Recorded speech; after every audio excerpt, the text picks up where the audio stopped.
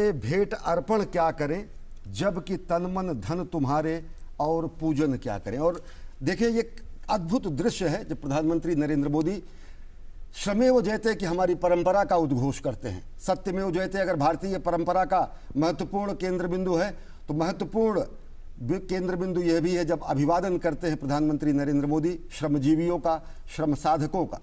ये कर्मयोगी का सम्मान है राष्ट्र की तरफ से हमारे श्रमयोगियों का, हमारे श्रमजीवियों का, हमारे श्रम साधकों का। और ऐसे अनेक उदाहरण हमने देखे, हमने उदाहरण देखे हैं जब प्रधानमंत्री नरेंद्र मोदी ने श्रम की शक्ति को नमन किया है, और ये नमन समूचे राष्ट्र का होता है। अजय, बिल्कुल मुझे याद आता है वो दृश्य जहां पर आप भी मौजूद थे कुंभ के अवसर पर 2019 में, जब उन्होंने पांव पखारे थे उन श्रमजीवियों के जिन्होंने कुंभ में अपनी महत्वपूर्ण भूमिका अदा की थी, उन सफाई कर्मियों के पांव पखारे थे। उसके बाद नए संसद भवन के निर्माण के बाद जब वो श्रमजीवियों से मिले, वो भी तस्वीरें स्पष्ट रूप से अभी ताज़ा तरीन है। आपको याद होगा जब काशी कॉरिडोर का निर्माण हुआ था तो किस तरह से उन्होंने अपनी कुर्सी हटा करके जितने श्रमजीवी थे उनके ऊपर पुष्प वर्षा के साथ में उन्होंने अपनी तस्वीरें खिंचाई थी। और कुछ इसी तरह की एक बार फिर से दृश्य और वानगी हमें स्पष्ट तौर पर प्रगति मैदान के इस परिसर से सीधे तौर पर स्पष्ट नजर आ रही हैं, जहां पर एक बार फिर से उन श्रमजीवियों को सम्मान के तौर पर वो उनसे उनका हालचाल जानते हैं, उनके अनुभव को साझा करते हुए नजर आते हैं। और एक कनेक्ट दिखाई देता है समाज के सबसे निचले व्यक्ति तक पहुंचने का जो कनेक्ट है प्रधानमंत्री का, वो स्पष्ट तौर पर बार बार ऐसी घटनाओं से हमें स्पष्ट तौर पर देखने को मिल जाता है।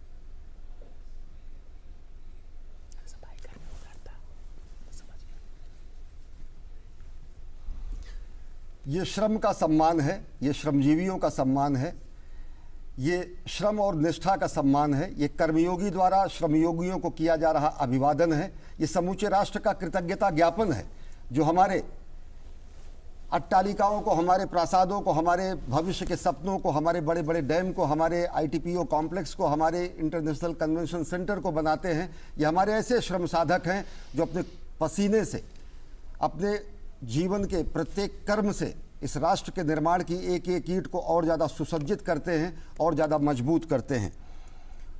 निश्चित तौर से अजय कहा गया है कि उद्यमेन ही सिद्धंति कार्याणि न मनोरथे न ही सुप्तस्य सिंहस्य प्रविशन्ति मुखे मृगाः।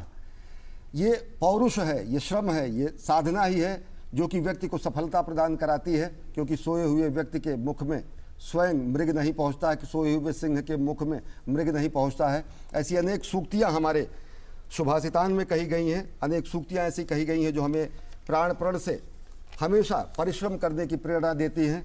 और यह श्रम और यह परिश्रम ही सफलता के नए सोपान बनाता है। और इन्हीं श्रमजीवियों ने मूर्त रूप दिया है उस कल्पना को जिसमें प्रधानमंत्री मोदी को लगा कि भारत में भी एक अंतर्राष्ट्रीय स्तर का कन्वेंशन सेंटर होना चाहिए, एग्जीबिशन सेंटर होना चाहिए, और कैसे उसको भारत की संस्कृति और परंपरा के साथ जोड़ते हुए इस भवन का निर्माण किया गया होगा। इन्हीं श्रमजीवियों ने उसे मूर्त रूप देने का काम किया। चाहे वो शंख की आकृति में मुख्य भवन के निर्माण की बात हो, जिसके केंद्र में विश्व के भरण पोषण की धारणा स्पष्ट तौर पर दिखाई देती है, क्योंकि शंखध्वनि हमारी परंपरा में शांति और धर्म स्थापना की प्रक्रिया का एक प्रारंभ माना जाता है। पंच महाभूत की अवधारणा को दिखाता हुआ जो पूरा का पूरा जो कॉम्प्लेक्स है वो हमारी प्रकृति के प्रति प्रेम और हमारे प्रकृति के प्रति समर्पण को दिखाता है। भारत की कलाकृतियाँ हो या फिर ट्राइबल आर्ट्स की झलकियाँ, एक भारत और श्रेष्ठ भारत की झलक आपको ज़रूर दिखाई देगी नई दिल्ली के इस नए आईटीपीओ कॉम्प्लेक्स में। जब आप जाएंगे, अंतर्राष्ट्रीय समारोहों का हिस्सा बनेंगे, तो आपको देश के अलग अलग हिस्सों से जो कलाकृतियां हैं, जो वहाँ की संस्कृतियां हैं, वो भी छवियों के रूप में अपने आप को आपके साथ जोड़ते हुए नजर आएंगी, आपको आकर्षित करते हुए नजर आएंगी। और यकीन मानिए कि ये अंतर्राष्ट्रीय स्तर पर भारत को उसकी संस्कृति की पहचान के रूप में ही देखा जाता है। भारत को वसुधैव कुटुंबकम की भावना के साथ बने एक महान लोकतांत्रिक देश के रूप में ही देखा जाता है।